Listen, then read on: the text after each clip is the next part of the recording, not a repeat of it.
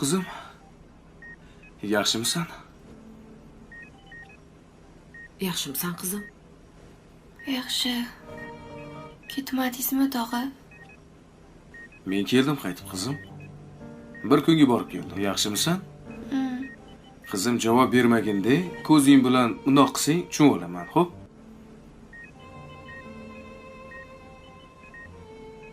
Hech qat'iy og'rimayaptimi?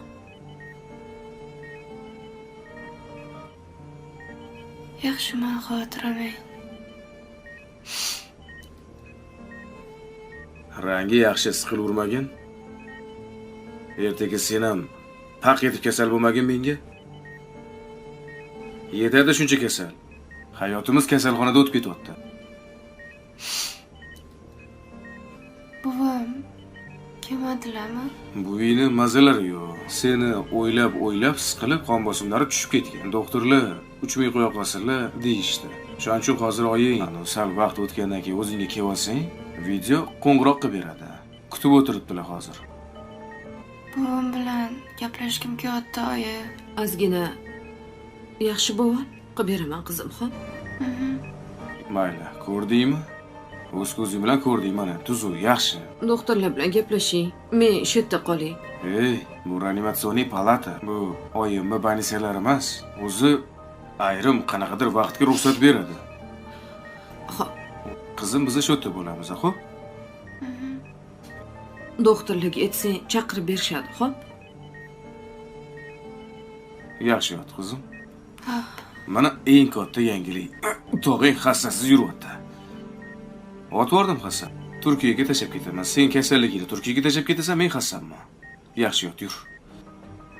Agar inson bolasini it tishlasa, inson borib it tishlamaydi. Ustingdan kuladigan. Ustimdan kulgani keldingizmi? Sen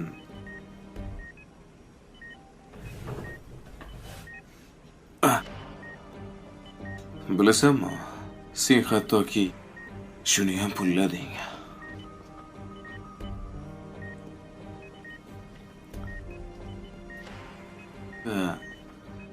Yaratgan gunohlarini yuvishga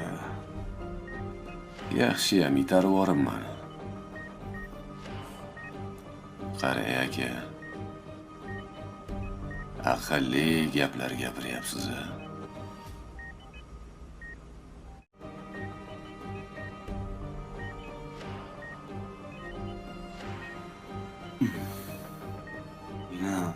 to'g'irlashga imkoniyat berganida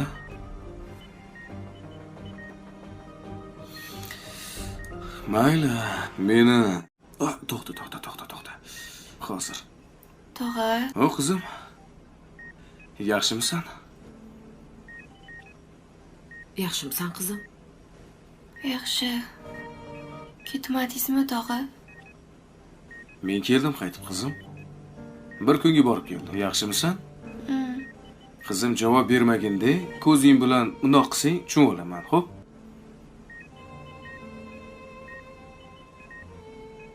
Hech qat'iy og'rimayaptimi?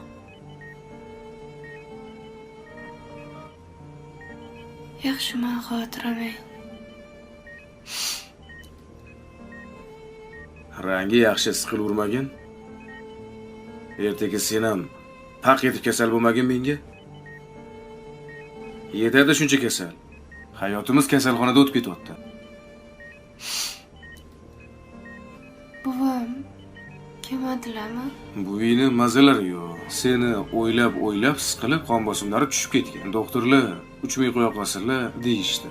Shuning uchun hozir oying sal vaqt o'tgandan keyin o'zingga kelsang, video qo'ng'iroq qilib beradi. Kutib o'tiribdilar hozir. Buvam bilan gaplashgim kelyapti, oyi. Ozgina yaxshi bo'l, qilib beraman qizim, xo'p? Mayli, ko'rdingmi? O'z ko'zing bilan ko'rding mana, tuzuv yaxshi. Doktorlar bilan gaplashing. Men shu yerda qolay. Ey, bu reanimatsion palata. Bu oyimmi banisalar emas. O'zi ayrim qanaqadir vaqtga ruxsat beradi. Xo'p. Qizim biz shu yerda bo'lamiz, xo'p? doktorlik etsang chaqirib berishadi, xo'p? Yaxshi yot qizim. Mana eng katta yangilik. Tog'ang hassasiz yuryapti. Otvordim Hasan. Turkiyaga tashab ketaman. Sen kasalligingni Turkiyaga tashab ketasan, men xastaman. Yaxshi yot, yur. Agar inson bolasini it tishlasa, inson borib it tishlamaydi. Ustingdan kuladigan. Ustimdan kulgani keldingizmi? Sen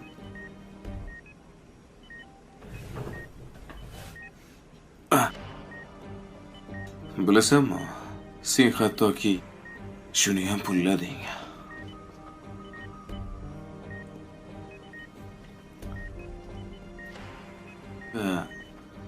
Yaratgan gunohlaringni yuvishga. Yaxshiyam itarib yuboribman. Qara aka. Aqlli gaplar gapiryapsiz.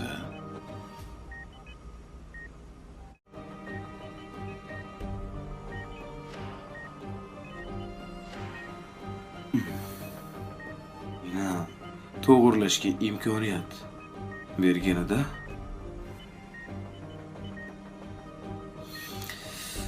mayli, meni अस्सलामुअलैकुम दोस्तों, उम्मीद करते हैं कि आप सब खैरियत के साथ होंगे। इस किस्त के आगाज़ में हमें दिखाया जाता है जहाँ पर दो लड़कियां जो है शॉपिंग करने के लिए गई हुई होती हैं, लेकिन वहाँ पर जो है अपने अपने जो ड्रेस हैं वो पसंद कर रही होती हैं। लेकिन इसके बाद एक लड़की कहती है कि ये बहुत अच्छा ड्रेस है, ये हमें लेना चाहिए।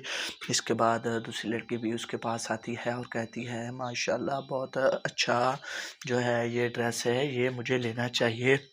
इसके बाद वो कहती है जल्दी जल्दी करें, हमें जाना होगा क्योंकि जो मेरा भाई है उसकी हॉस्पिटल में जो है तबीयत बहुत ज़्यादा ख़राब है, जिसकी वजह से मुझे ड्रेस लेकर वहाँ जाना है जल्दी जल्दी, क्योंकि मैं अभी तक उसके पास नहीं गई हूँ।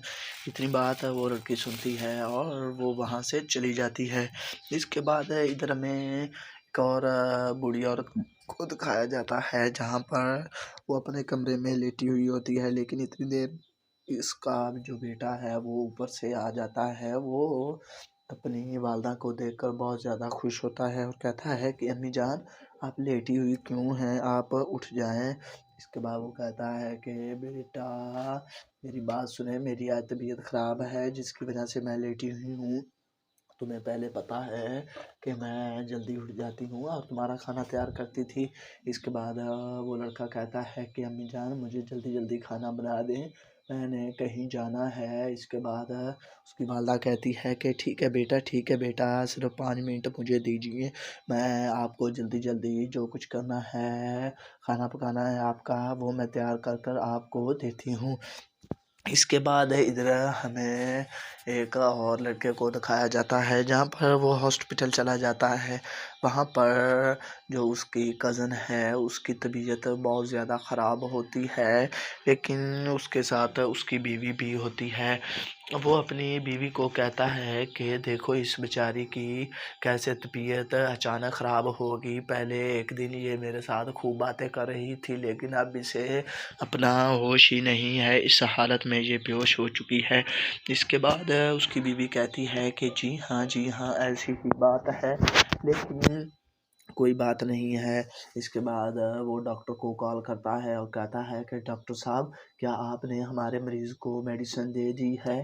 इसके बाद डॉक्टर साहब भी कहते हैं कि जी हाँ मैंने आपके मरीज़ को मेडिसिन दे दी है, लेकिन आप बेफिक्र हो जाएं, इंशाल्लाह ये जल्द ही ठीक हो जाएगा। इतनी बात उसकी बीवी भी सुनती है और सुनकर जो है परेशान हो रही होती है ये बातें, क्योंकि वो लड़की बहुत ही ज़्यादा बीमार हो चुकी थी। अचानक इन्हें पता भी नहीं चला, लेकिन जब पता चला है ये उसी वक्त ही उसके पास आ गए हैं।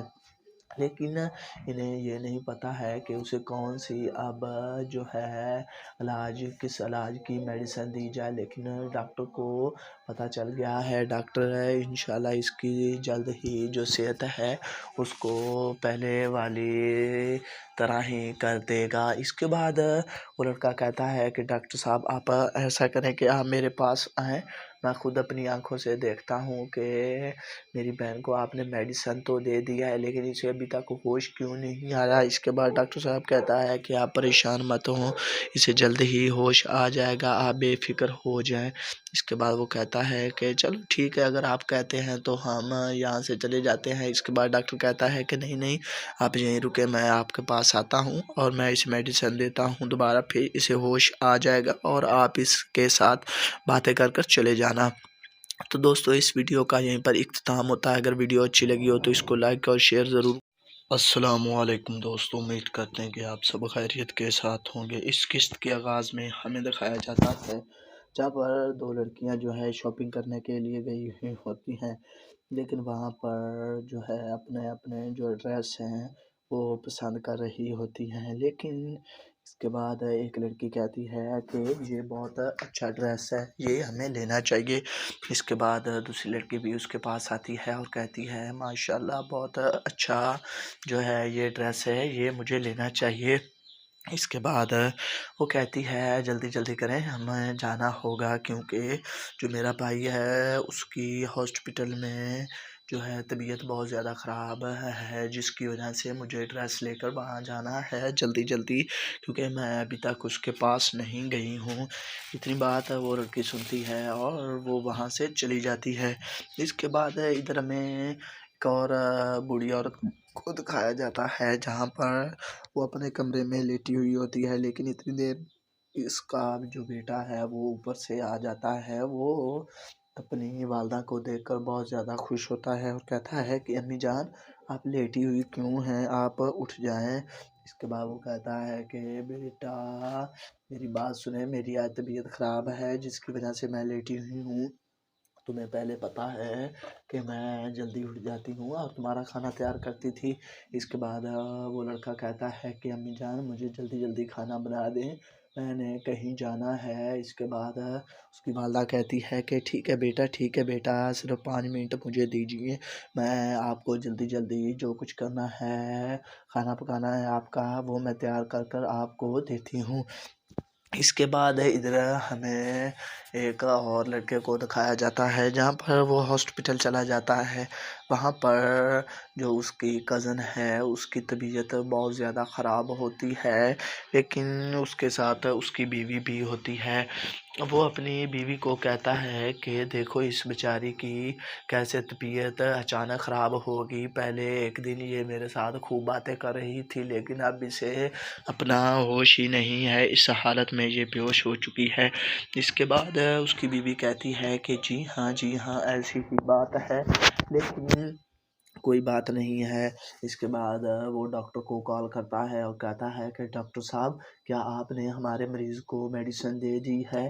इसके बाद डॉक्टर साहब भी कहते हैं कि जी हाँ मैंने आपके मरीज़ को मेडिसिन दे दी है, लेकिन आप बेफिक्र हो जाएं, इंशाल्लाह ये जल्द ही ठीक हो जाएगा।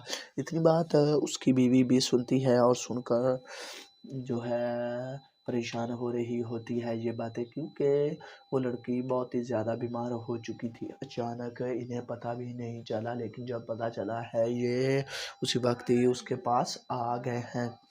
लेकिन इन्हें ये नहीं पता है कि उसे कौन सी अब जो है किस इलाज की मेडिसिन दी जाए। लेकिन डॉक्टर को पता चल गया है, डॉक्टर इंशाल्लाह इसकी जल्द ही जो सेहत है उसको पहले वाली तरह ही कर देगा। इसके बाद वो लड़का कहता है कि डॉक्टर साहब आप ऐसा करें कि आप मेरे पास आएँ, मैं खुद अपनी आंखों से देखता हूँ कि मेरी बहन को आपने मेडिसिन तो दे दिया है लेकिन इसे अभी तक होश क्यों नहीं आया। इसके बाद डॉक्टर साहब कहता है कि आप परेशान मत हो, इसे जल्द ही होश आ जाएगा, आप बेफिक्र हो जाएं। اس کے بعد وہ کہتا ہے کہ چلو ٹھیک ہے، اگر آپ کہتے ہیں تو ہم یہاں سے چلے جاتے ہیں۔ اس کے بعد ڈاکٹر کہتا ہے کہ نہیں آپ یہیں رکے، میں آپ کے پاس آتا ہوں اور میں اسے میڈیسن دیتا ہوں، دوبارہ پھر اسے ہوش آ جائے گا اور آپ اس کے ساتھ باتیں کر کر چلے جانا۔ تو دوستو اس ویڈیو کا یہیں پر اختتام ہوتا ہے۔ اگر ویڈیو اچھی لگی ہو تو اس کو لائک اور شیئر ضرور